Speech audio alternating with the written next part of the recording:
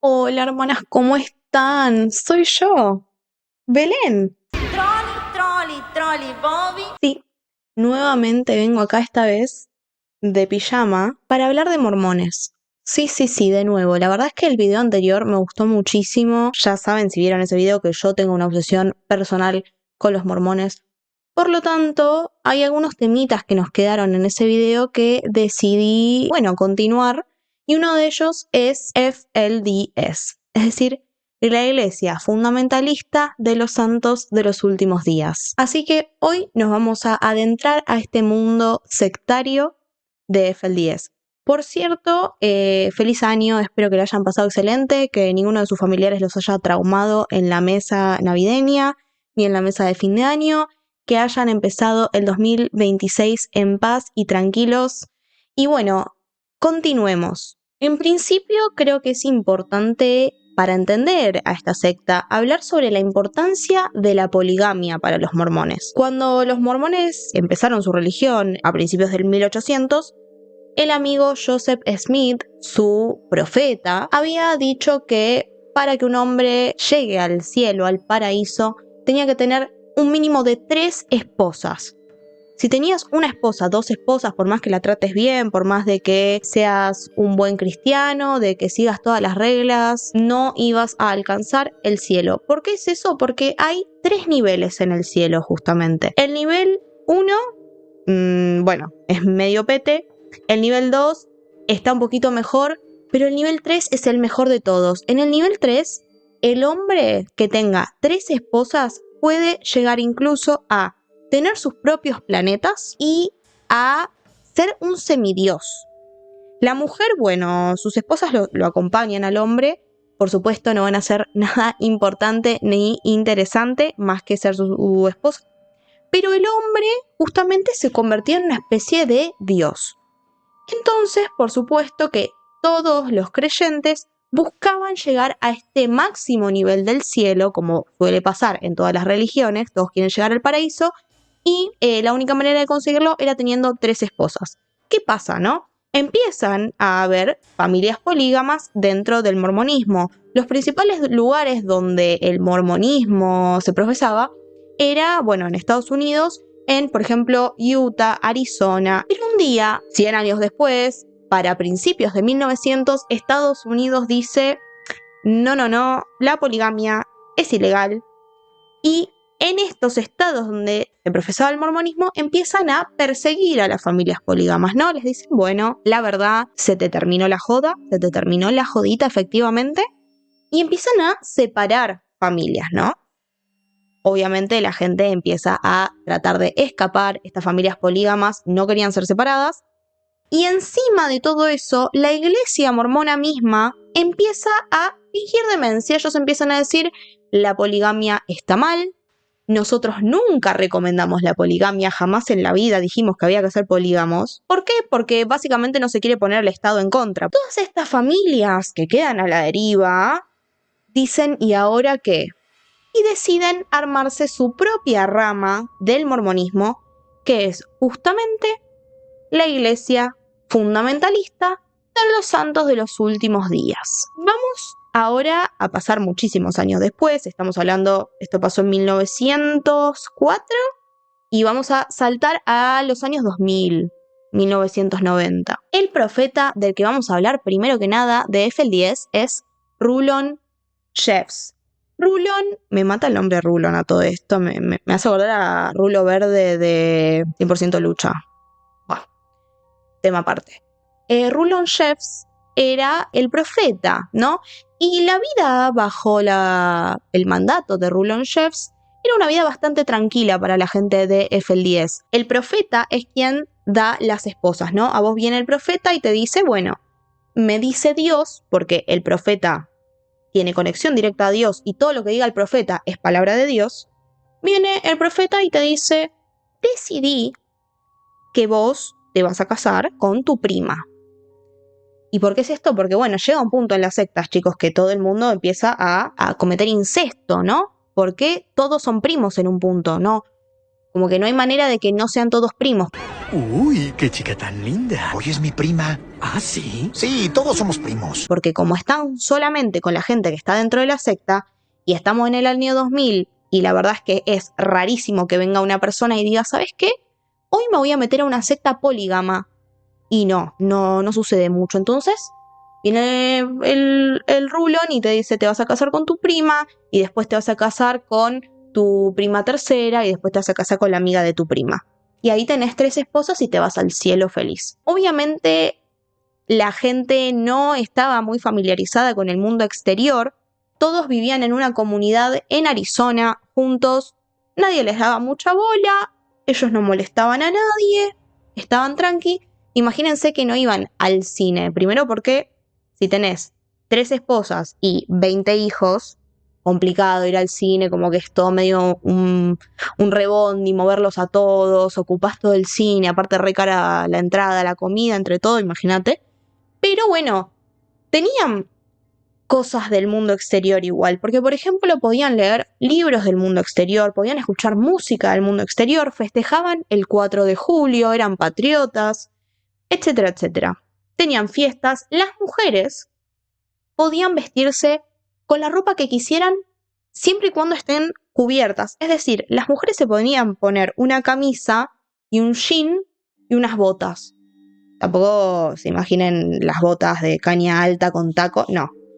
Tranqui, modestas, pero se podían poner la ropa que ellas quisieran hasta ese momento. Pero, a pesar de todo esto, no se crean que era un día en el campo, porque Rulon, de todas maneras, tenía su frase famosísima para las mujeres, que era Keep Sweet. Es decir, mantenete dulce, pase lo que pase. ¿Qué traía detrás esta frase? Obviamente era un pedido de, bueno, mantenete dócil sobre todo.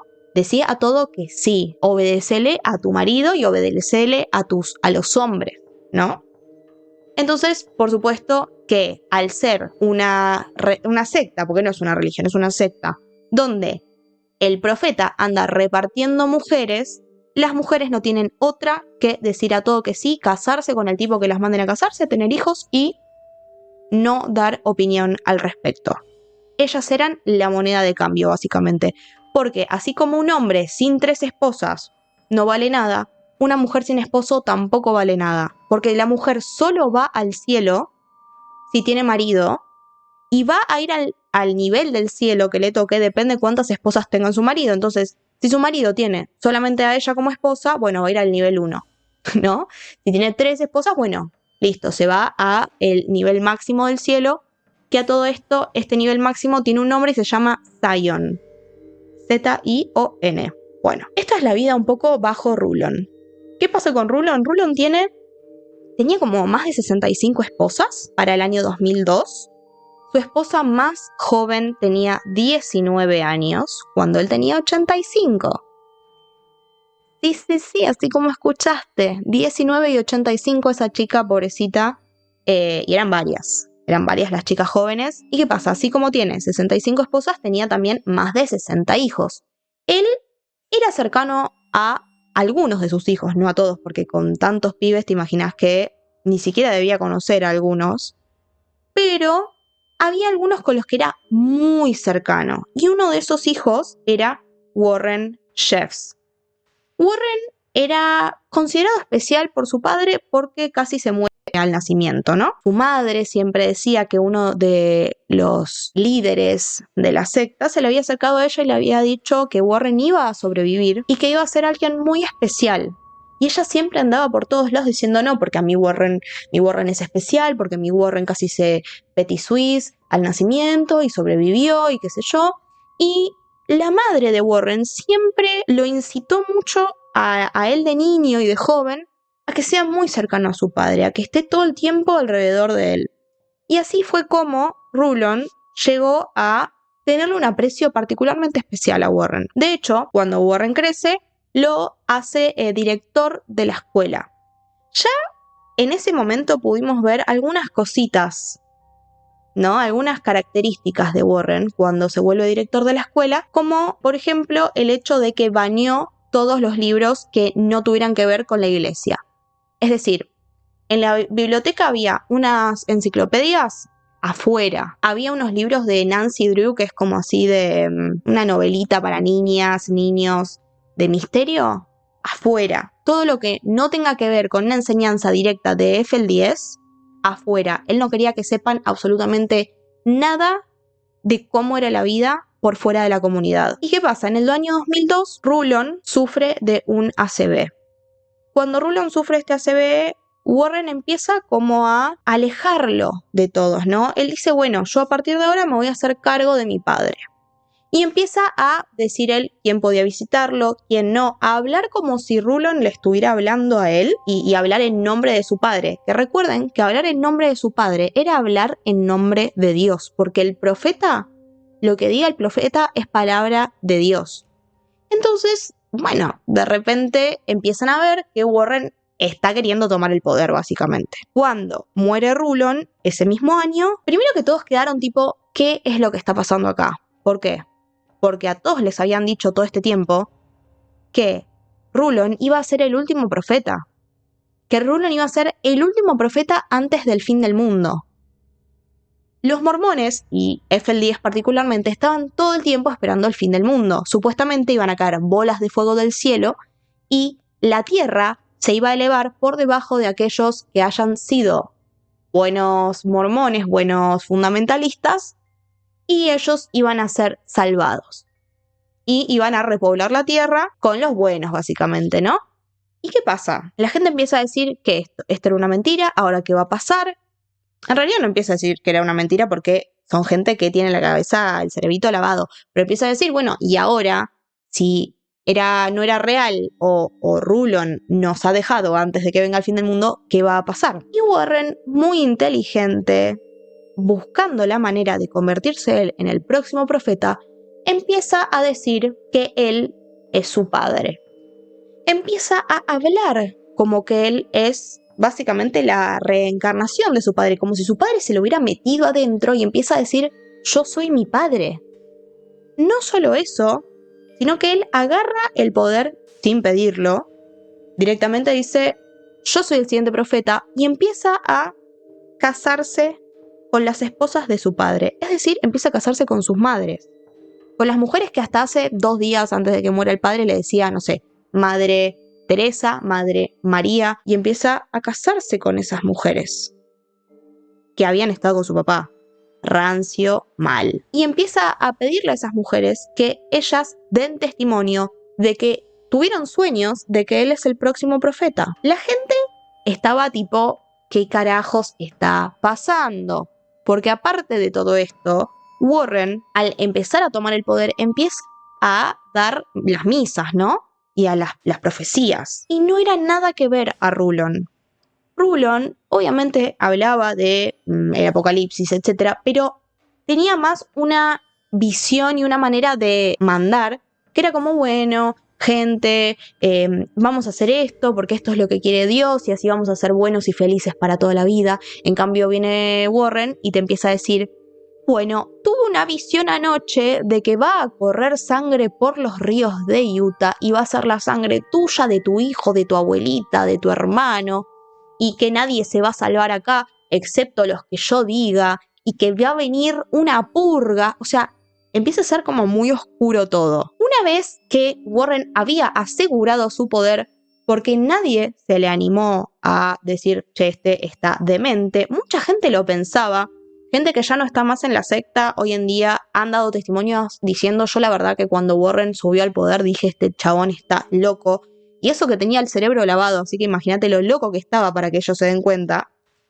Pero una vez que toma finalmente el poder, empieza a tomar algunas decisiones, ¿no? Y empieza a banear cosas. Entonces de repente ya no se puede festejar más el 4 de julio, de repente ya no se puede escuchar música del exterior, ni hablar de leer libros del exterior. Banea el uso de ropa común de la mujer o mundana de la mujer, es decir, acá es donde empiezan a usar esos vestiditos por los que nosotros los conocemos y a hacerse esos peinados horribles, pero horrendos que se hacen, pobrecitas, porque Warren empieza a obligarlas a hacer esto y es como, bueno, a partir de mañana tira todos tus jeans, ponete este vestido de Anita la huerfanita y hacete este peinado de Laura Ingalls.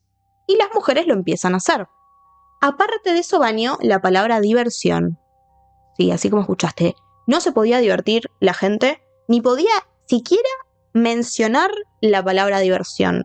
Él decía que había que trabajar por el gusto de trabajar y nada más. La verdad, era un campo de flores, Warren. La verdad, muy copado para invitarlo a un asadito, jugar un truco. Era un amor de persona. Más allá de las cosas horribles que ya estaba viviendo esta gente, porque la verdad que les empieza a arruinar la vida muy de toque, empiezan a tener un problemilla que en realidad ya venía gestándose con los años. ¿Qué es lo que yo les dije? No entra gente a esta secta. Están los que van naciendo, ¿no? ¿Y qué pasa? Nacen más o menos la misma cantidad de hombres que de mujeres dentro de la secta, ¿no?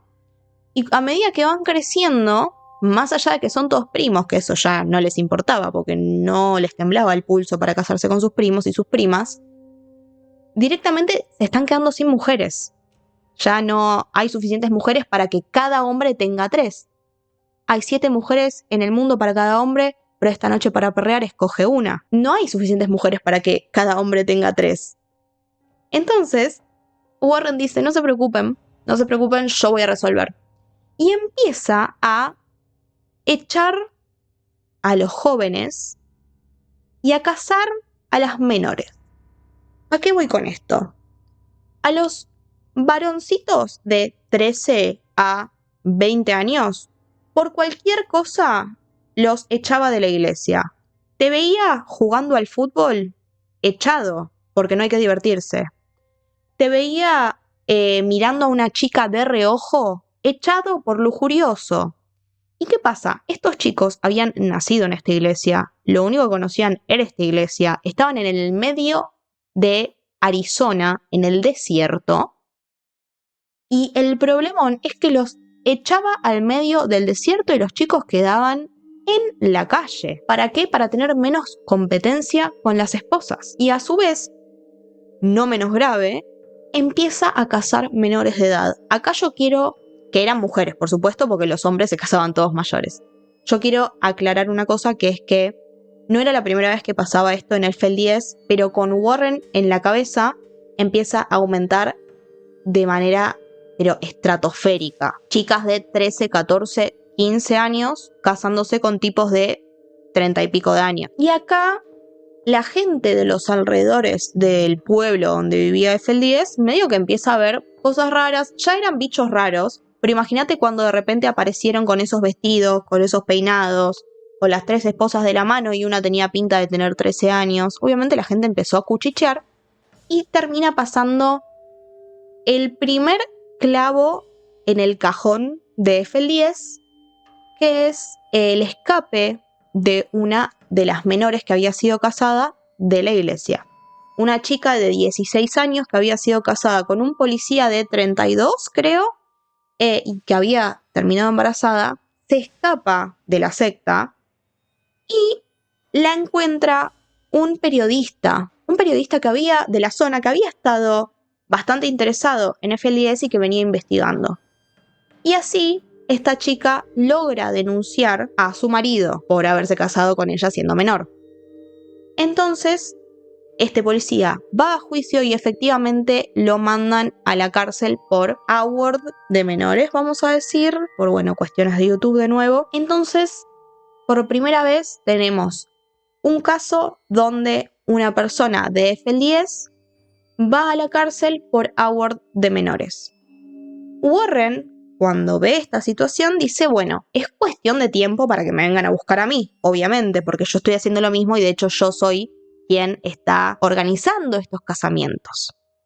Entonces Warren agarra y decide irse de Arizona a Texas. ¿Por qué? En Estados Unidos las leyes van por estado. Entonces, si a vos te están buscando en Arizona por, un robo, si vos te vas a Texas, va a ser muy difícil que te vayan a buscar. Entonces, a menos que a vos te esté buscando el FBI o que vos seas de repente un prófugo federal, que te consideren un prófugo federal, es muy complicado que te agarren en Texas y te lleven a Arizona. Entonces, bueno, él se va a Texas, pero obviamente la gente, todos los seguidores de FL10, quedan atrás en Arizona. De todas maneras, Warren no iba a dejar nada librado al azar. ¿Y qué empieza a hacer?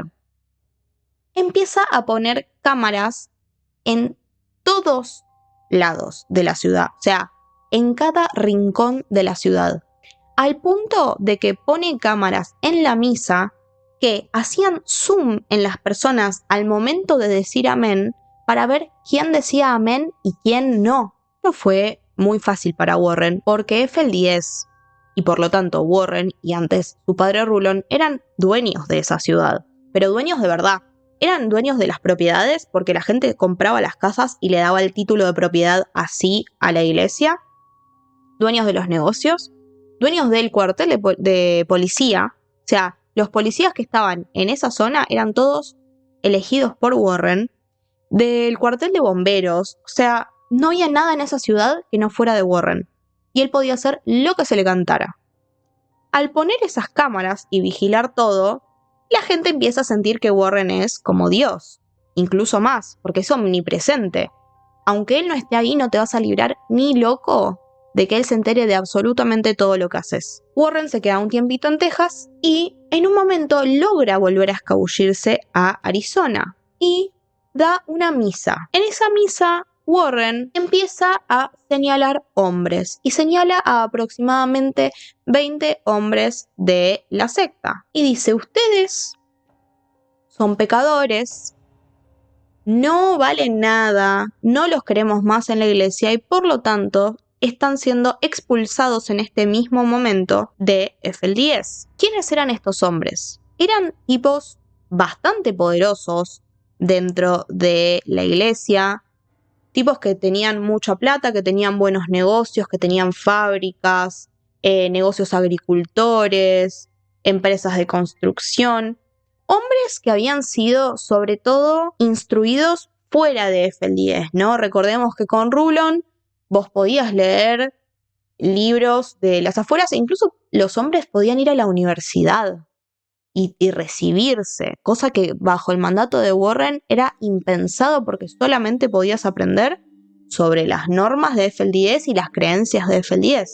Entonces, para Warren, estos hombres eran una amenaza. Había uno de esos hombres que un vecino le había preguntado, ¿y vos a qué edad vas a dejar que tu hija se case? O que tus hijas, porque eran varias. Y él le dijo, no antes de los 18, ni loco. Y Warren se enteró. Y dijo, ¿vos no vas a dejar que tus hijas menores de edad se casen? Bueno, expulsado de la iglesia. ¿Qué pasa cuando estos hombres poderosos son expulsados de la iglesia? Porque al haber sido poderosos en la secta durante tanto tiempo, tenían varias esposas. Todos tenían 3 esposas o más.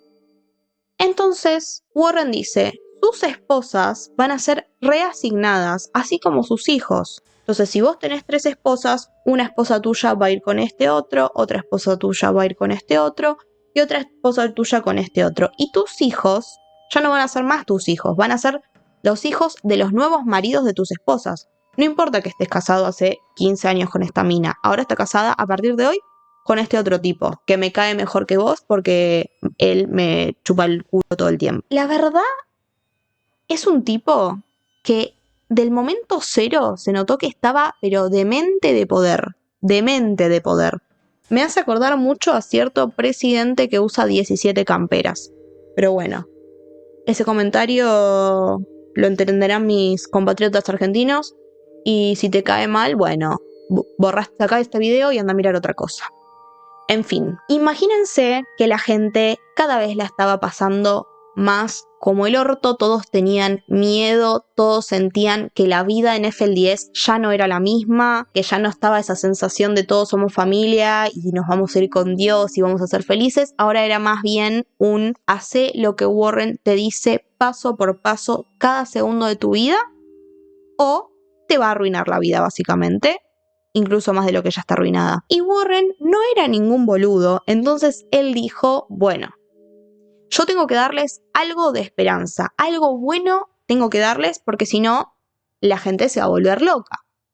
Y decide decirles, no desesperéis, porque ¿se acuerdan de Zion, que les dije que era el nivel más alto del cielo? Bueno, Zion existe. Y no solo que existe, sino que está acá en la tierra.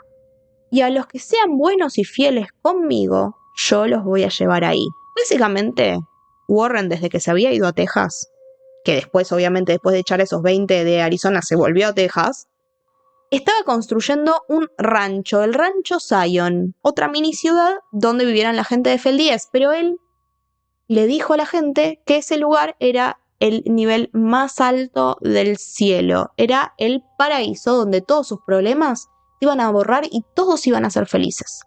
Entonces ahí la gente tuvo una pequeña gota de esperanza a la que aferrarse para seguir haciéndole caso a Warren. Empieza Warren a mandar a familias en las que él confiaba, que le habían sido muy fieles, a Zion. La gente no sabía dónde era Zion, ni cómo se veía, no sabía nada. Lo único que veía la gente de FL10 en Arizona era que un día se levantaba y su vecino no estaba más y todos decían, se lo llevaron a Zion, se lo llevaron a Zion. Que se levantaban y la prima y toda la familia de repente supuestamente se había ido a Zion. Y así, la gente de mayor confianza de Warren es movida hacia Zion. Pero no solamente eso, sino que empieza a circular de la nada una canción. Esta canción era sobre niños, sobre cómo los niños se iban a Zion sin sus padres a crear Zion, básicamente, ¿no? Como a ser parte de quienes colonizan, ¿no? Zion. Y de repente empieza a suceder. Realmente FL10 tenía un montón de canciones, porque bueno, obviamente la única música que podían escuchar era su propia música, entonces como que hacían canciones hablando sobre sus profecías.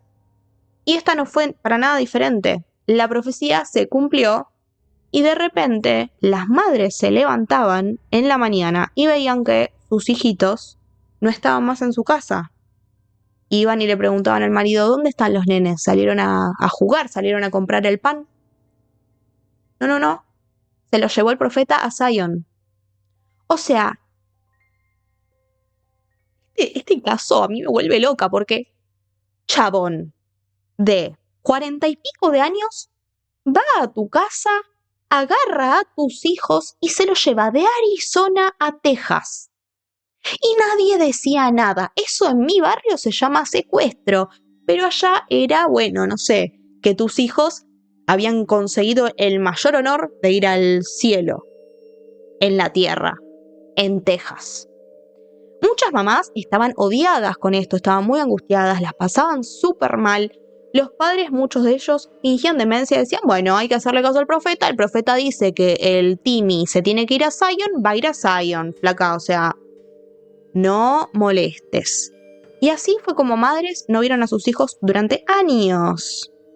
Niños tan pequeños como de 2 años para arriba. Obviamente, lo que quería hacer Warren Jeffs era agarrar a la gente de la que no confiaba tanto, que no creía que fueran lo suficientemente fieles a él, sacarle a sus hijos para moldear a esos niños para que sean fieles a FL10 y en especial a él, para que no tengan un pensamiento en su cerebro que no sean las palabras del mismo Warren. Y bueno, por ahora le salió, hasta que comete el error de casar a Elisa Walls con su primo. Elisa Walls era una chica de 14 años, que era medio rebeldona. ¿Y qué hacía Warren con las chicas rebeldes? Las casaba al toque. Eran las que primero se casaban. Porque si vos tenías un pensamiento que pasaba por tu cabeza, Warren te iba a casar. De manera que te cases, empieces a tener hijos rápido y cada vez sea más difícil escaparte. Porque no es lo mismo escaparte con 14 años, soltera, siendo una adolescente y diciendo, bueno, veo qué hago de mi vida, a tener que escaparte y tener que dejar atrás a tus hijos. Por supuesto que no es lo mismo. Entonces, Warren decide casar a Elisa con nada más y nada menos que su primo, hermano, creo, de hecho, y Elisa estaba odiada, porque el primo era un forro, y la maltrataba, y la trataba mal, y le decía cosas horribles, y ella no quería. Incluso ella le dijo a Warren, no me quiero casar. No me quiero casar con este pibe en particular, sobre todo. Y Warren no le importó y la casó igual. Y Elisa se escapó. ¿Y qué pasa cuando Elisa se escapa? Se va con su hermana mayor. La hermana mayor de Elisa también se había escapado de FL10. De hecho, ella era una de las madres de Warren. Era esta chica de 19 años que había sido casada con Rulon Jeffs, cuando él tenía 85.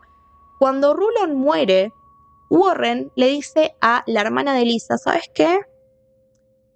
Dios me está diciendo que me case con vos, madre. Y la hermana de Elisa dijo, chúpame las 2 bolas, y se escapó. Yo hubiera hecho lo mismo, la verdad. O sea, ya estuve con el rancio de tu padre, no voy a estar con vos que sos incluso más rancio. Cuando se escapan las 2 hermanas, Elisa dice, yo voy a denunciar a Warren, y lo denuncia. Y esto cambia todo, porque ahora no solamente estaba denunciado este chico, este hombre que se había casado con una nena de 14, sino que estaba denunciado a Warren como cómplice de una B-word a una menor, porque él había organizado el casamiento y, bueno, lo que pasa después del casamiento con Elisa. Cuando Warren es denunciado y lo empiezan a buscar, él agarra y se convierte en prófugo. Obviamente se empieza a escapar por todo Estados Unidos. ¿Qué pasa acá? El FBI llama a uno de los policías que está investigando el caso y le dice, escúchame una cosa, pásanos el caso a nosotros y nosotros vamos a poder lograr que Warren sea un prófugo federal, es decir, que no tenga un lugar de Estados Unidos que sea un lugar seguro para él, porque en cualquier momento y en cualquier lugar, quien lo encuentre lo puede agarrar y lo puede detener. Y eso hacen. Y Warren se convierte en uno de los 10 más buscados por el FBI. Warren era muy bueno escapándose. Él empieza a usar ropa mundana y se lleva se lleva a su esposa favorita. Y empiezan a viajar. ¿Quieren saber a dónde fue Warren a esconderse? Fue a Disney World, así como escuchaste Disney World, al castillo de Mickey Mouse. Fue al carnaval de Nueva Orleans. Fue a Las Vegas. Se quedó en hoteles lujosos. Fue a strip clubs, o sea, clubs de strippers. Fue a boliches, o sea, a discotecas. Estaba haciendo todo lo que él decía que estaba mal, básicamente. Y vos decís, ¿de dónde sacó la plata? Bueno, obviamente los seguidores de Warren decían, no, pobre Warren, la verdad que el Estado lo está persiguiendo porque él es un líder religioso y lo amamos. Entonces daban diezmos, ¿no? Daban donaciones para ayudar a Warren. ¿Quieren saber cuánta plata le daban por semana? $300,000 por semana. ¿Cómo se la mandaban? Uno de sus hermanos llevaba latas de tomate que habían sido vaciadas y lavadas, metía plata adentro, fajos de plata, y las volvía a sellar. Y así le entregaba $300,000 por semana a Warren. Un día, de todas maneras, Warren no pudo evitar que lo encuentren. Estaban en Nevada, donde está Las Vegas, en una ruta, ¿no? Y un policía ve un auto que tiene como tapada la patente, como borroneada. Entonces para el auto y ve que había 3 personas. Había un hombre adelante manejando, una mujer a su lado y atrás otro hombre comiéndose una ensalada. Pide las identificaciones y cuando le dan las identificaciones lee el apellido Jeffs y ve a Warren, que era el que estaba atrás comiendo la ensalada, y lo reconoce porque era uno de los 10 más buscados por el FBI. Y en ese momento arrestan a Warren, a su hermano y a su esposa favorita en Nevada y lo llevan a juicio. En el juicio, la defensa, o sea, los abogados de Warren, empiezan a decir que no, que Warren es un buen hombre y que solamente era una persecución religiosa. Y aparte, acusan a Elisa de ser como una pecadora, básicamente. Empiezan a decir, a esta chica le gustan los hombres y ella es la que quiere que los hombres tengan este tipo de comportamientos con ella, y ella dio su consentimiento para estar con su primo hermano que la maltrataba. De todas maneras, a pesar de los horrores que quisieron hacer los abogados de Warren Jeffs, que son gente tan horrible como él, evidentemente, Warren es declarado culpable. Lamentablemente, como solamente era juzgado por ser cómplice de B-Word, le dieron nada más que 10 años de prisión. Pero en ese momento, Elisa y la gente que se había podido escapar de la secta dice, bueno, listo, sin Warren se termina FL10 y se terminan los horrores que están pasando ahí. Más no. Porque Warren sigue predicando desde la cárcel. La gente que está en Arizona y que está en Texas sigue creyendo en él. Mandaban a los seguidores más cercanos, los que tenían mejor contacto con Warren, a la cárcel con un teléfono en altavoz y Warren hablaba desde ahí, predicaba desde ahí y la gente creyéndole. Y encima había quedado como un mártir, como ay, pobrecito, lo están persiguiendo como persiguieron en su momento a Jesús. O sea, ¿qué? No, el nivel de lavado de cerebro que tenía esa gente es inaudito. En medio de todo esto seguía la comunidad en Arizona y la comunidad ahora en Texas, en Zion.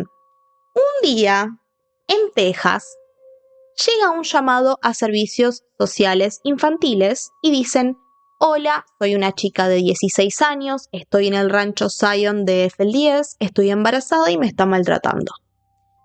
Servicios sociales llama a la policía local de esa zona de Texas, que creo que se llama El Dorado, Texas, y dicen, quiero denunciar esto, vayan a ver qué es lo que está pasando con esta chica. Va la policía y entra al rancho de Zion, que por cierto no era fácil entrar, estaba tapado por muros. O sea, te tenían que dejar entrar sí o sí, a menos que quieras escalar un muro de metros y metros y metros. Los dejan entrar y no encuentran a esta chica, porque esta chica no existía, había sido un llamado falso. Sin embargo, lo que descubren dentro del rancho son diarios. Diarios de chicas de 16 años, 15 años, contando su vida, como hace una adolescente en un diario. Pero ellas no contaban tipo, ay, me gusta Tommy y mañana vamos a ir a tomar un helado. No. Contaban, tengo 16 años, estoy embarazada de mi 5º hijo, estoy cansada de lavar pañales. Y ahí la policía dice, ok, acá evidentemente tenemos algo. Al otro día, con estas pruebas, logran conseguir una orden de allanamiento y van a allanar el rancho de Zion. Cuando entran, se encontraron con algo que no esperaban encontrarse. Eran más de 500 niños, algunos con sus madres y muchos otros no. Muchos otros estaban ahí solos, siendo cuidados por los adultos que estaban ahí, pero eran 500 niños y muchísimos menos adultos.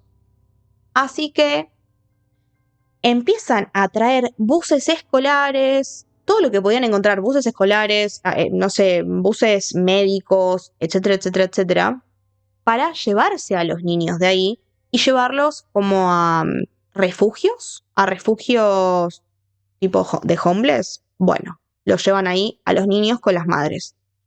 ¿Qué pasa? Obviamente hay televisión alrededor de eso, ¿no? Están los medios en el allanamiento y graban a niños que salían llorando como locos, madres desesperadas, cómo los subían a los micros y se los llevaban. Era una escena desgarradora, ¿no? Porque obviamente la gente que está ahí cree que está por su voluntad, cree que es su religión, su verdad, por más de que muchas veces, evidentemente, la pasen mal muchos de ellos, eso es lo que ellos elegían, o eso creían por lo menos, ¿no? Empieza a haber toda una cuestión de qué va a pasar con estos 500 niños, porque si se decía efectivamente que estos niños estaban en peligro, iban a tener que ser puestos en el sistema de resguardo o de adopción, y si no, bueno, volverían a FL10. ¿Qué pasa? Warren hace que las madres de FL10, muchas de ellas, empiecen a ir a la televisión a hacer una campaña de lavado de cara para la iglesia. Que vayan y digan, nosotros en la iglesia somos felices, amamos estar acá, amamos a nuestro líder, no queremos nada más que nos devuelvan a nuestros niños y seguir viviendo sin molestar a nadie. Nosotros vivimos por nuestros hijos, nos morimos sin nuestros hijos, y el estado de Texas se los llevó y los tiene secuestrados, sin sus madres, angustiados y pasándola realmente muy mal. Y empieza a haber un debate en la calle de, bueno, ¿el estado de Texas está protegiendo a estos niños o los secuestró y los sacó de sus familias? Recuerden que FL10 tenía, las mujeres por lo menos, esa imagen de que van en el prado recogiendo flores y haciendo pan casero. Eran mujeres que se veían muy tradicionales y eran todas blancas, porque dense cuenta que en FL10 no hay una persona de color, by the way, lo cual, sobre todo siendo Estados Unidos, no me parece un dato menor. Eran todas mujeres blancas con sus vestiditos de la pradera, colores pastel y sus trenzas, diciendo por favor devuélvanos a nuestros hijos. Entonces, el estado de Texas no soportó la presión y devolvió a los chicos a FL10. Imagínense que hasta Oprah habló con esas madres. Larry King, tipo, gente pesada de los medios, habló con esas madres.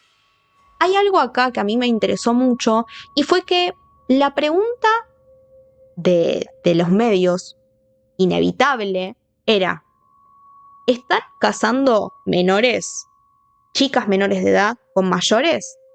Y las mujeres estas decían: no, que nosotras sepamos, no hay ninguna chica menor de edad casándose con mayores de edad, o casándose en punto. Y algo muy loco es que una de esas mujeres que dijo eso había sido la partera de la hermana de Elisa cuando era una menor de edad. O sea, estaban mintiendo. Todas sabían que había chicas menores de edad siendo casadas, obligadas a casarse. Y aún así eligieron mentir. Porque bueno, estaba en juego también no ver nunca más a sus hijos. Y esto me hizo acordar mucho a Pablo Salum, que si no lo conocen es un hombre acá de Argentina que estuvo metido en una secta y que habla mucho sobre las sectas, que dice que tarde o temprano en las sectas la víctima se convierte en victimario. En fin, devuelven a los chicos a FL10, a sus madres, pero siguen con la investigación. Y acá entra de nuevo la hermana de Elisa. Como yo les comenté, la hermana de Elisa era esposa de Rulon Jeffs en algún momento, y ella sabía que en algún lugar de la iglesia se guardaban registros de la iglesia, ¿no?